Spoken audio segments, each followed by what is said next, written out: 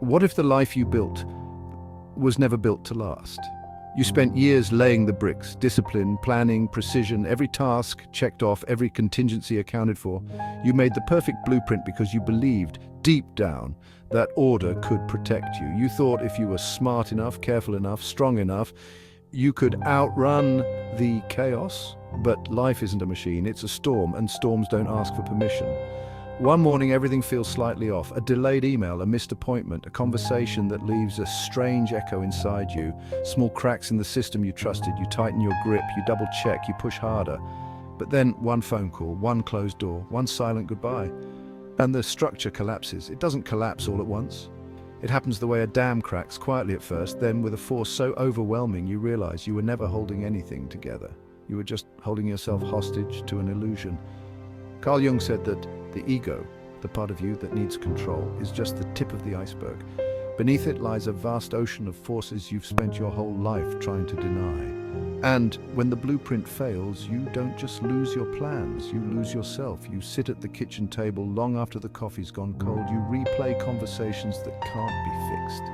You stare at a job title that used to mean something and wonder when it became just letters on a screen. The life you built was never the life you were meant to live forever. The collapse feels like punishment, but it's not, it's invitation.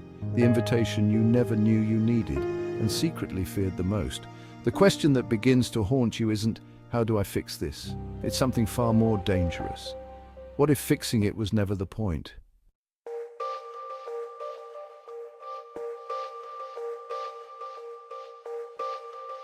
At first, you move through the motions like a ghost. You show up to meetings, you nod at conversations, you check your bank account, your health app, your weather app, anything to simulate normalcy. The world still spins, but inside, something has shifted. A silence that words can't touch. It's not just sadness, it is disorientation. Like standing in a house you designed, only to realize the blueprints were drawn for someone else. You used to believe that if you planned enough, you could outsmart misfortune. You could hold the river back with your bare hands. But rivers don't obey architects. They carve new paths when the old ones no longer serve. And the life you planned so carefully now feels like a dam about to break. There's a night you don't talk about. The night you sit in your car, engine running, parked outside a house that isn't yours anymore. Your hands are on the wheel. Your mind is blank. You think about calling someone, but you don't even know what you would say. That night you realize you don't have a plan anymore. And for a moment, pure terror takes over, because if you're not the one steering, who is? Carl Jung knew this terrain well. He said that when the ego's defenses break down, the unconscious surges forward, not to destroy, but to balance, to integrate, to complete. It feels like chaos, but it's actually the beginning of wholeness. In the chaos, your shadow rises, the parts of you exiled in your pursuit of control. The fears you denied, the needs you buried, the dreams you postponed. It's here, in this unsettling darkness, that a different kind of truth begins to emerge. You remember Jung's story, the woman trapped in pure reason, clinging to logic like a life raft. The scarab beetle that shouldn't have been there, tapping at the window, breaking through the fortress of her mind. It wasn't a coincidence, it wasn't an accident, it was meaning. Crashing through the walls she thought would keep her safe. You were taught to fear chaos, but chaos was never your enemy. It was the doorway, and now, whether you're ready or not, you are standing on the threshold, not as the builder, not as the planner, but as the soul, about to remember how to listen.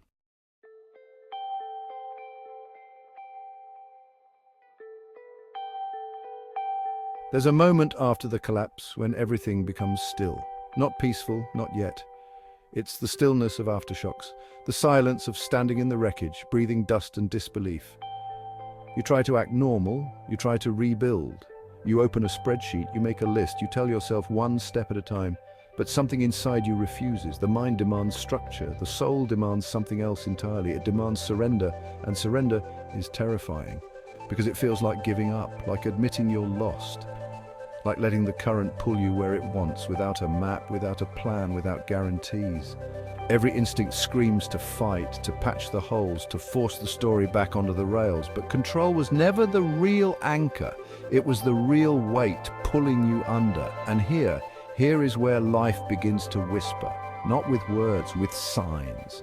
The radio plays a song you haven't heard since a moment you forgot. A stranger uses a phrase you dreamed about 3 nights ago. A book left open at exactly the page that speaks to your buried questions falls from a shelf without reason. You blink, you rationalize, you tell yourself it's nothing. But a quieter voice inside you knows better. Carl Jung named it synchronicity, events connected not by cause but by meaning. A language older than thought, a secret dialogue between the soul and the world. In all chaos, Jung said, there is a cosmos. In all disorder, a hidden order. But that order does not reveal itself to the clenched fist. It reveals itself to the open hand. You realize that the more you tighten, the more life resists. The more you loosen, the more life responds. The scarab at the window wasn't summoned by effort. It came when the walls cracked. And maybe that's the terrifying mercy of it all. Life doesn't reward your control, it rewards your surrender. When you finally stop fighting the river, you feel something you haven't felt in a long time. Movement. Not the kind you command, the kind that carries you, the kind that knows where you're going, even when you don't.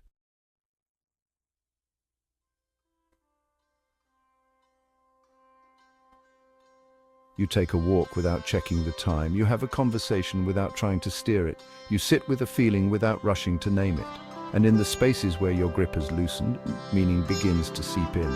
Not grand, not theatrical, quiet, humble, alive. You notice a feather drifting down onto your path, a child's laughter floating through an open window, a number repeating itself so often it feels less like randomness and more like a rhythm. It doesn't feel logical, it feels personal, and for the first time you don't argue with it, you listen. You remember what Blaise Pascal wrote, the heart has its reasons which reason knows nothing of, and maybe that's the secret you were never taught. The deeper truths don't shout, they whisper. They tap on the window like the scarab. They live in the places logic can't reach. And when you stop needing proof, when you stop needing permission, when you simply say yes to the conversation life is trying to have with you, you begin to realize something staggering. You were never abandoned. You were never forgotten. You were being called. All along, every missed opportunity, every lost plan, every detour and collapse, they weren't punishments, they were invitations. Invitations to step off the path you thought would save you and onto the one that would transform you.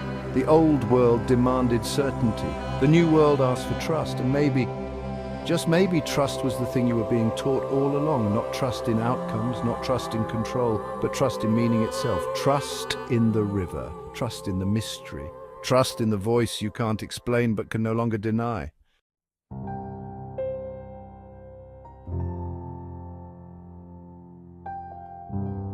One day, almost without noticing, you realize the fear is quieter. It hasn't disappeared, it hasn't surrendered, but it no longer dictates your steps.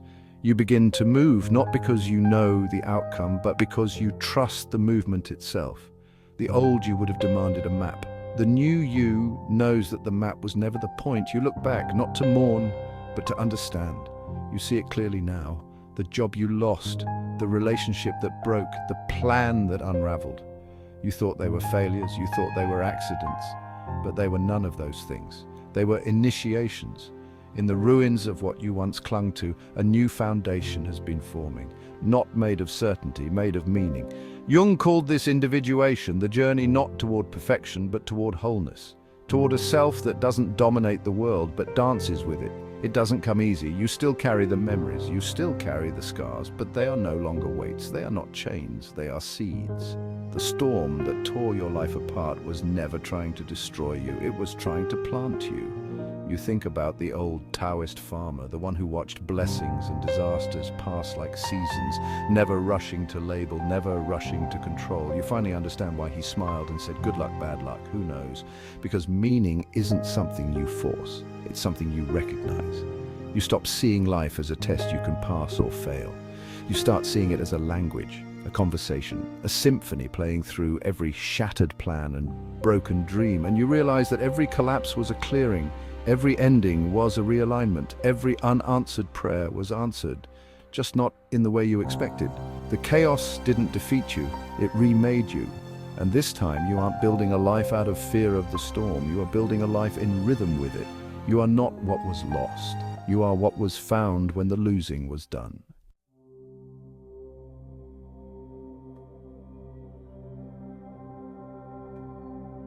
There is a sunrise you don't remember asking for. It slips into your life like a forgotten song, soft, persistent, impossible to ignore. You don't stand over the ruins anymore with clenched fists. You walk among them with open hands. The old need to control has faded into something else, something stronger, trust. Not naive trust that everything will be easy, not blind trust that everything will go your way. Trust in something far more resilient. Trust that meaning lives on the other side of surrender. You start noticing the signs again, but this time, you don't chase them. You let them find you. The smile from a stranger at the exact moment you doubted yourself, the word in a book you weren't supposed to pick up, the sudden impulse to call someone only to find they needed you more than you knew. The heart has its reasons, which reason knows nothing of. You no longer need to explain it. You live it, you breathe it, you embody it. You have become what you were always meant to be, not a master of fate, but a participant in mystery. And with every step you take, you make peace with the unknown. You no longer demand that life stay on script. You trust that whatever rises to meet you will shape you into something truer than you ever dared to plan. You are the storm, you are the builder, you are the open sky that holds them both. And if something inside you stirred today, if some part of you remembered what it feels like to move without fear, to trust without proof, then don't let it fade. Stay. Walk this path with us. Subscribe, share this journey with someone who's lost their map, because somewhere out there, someone is standing where you once stood. And maybe all they need is a voice, a whisper through the storm, to remind them when control fails, meaning begins. And that's where the real life finally starts.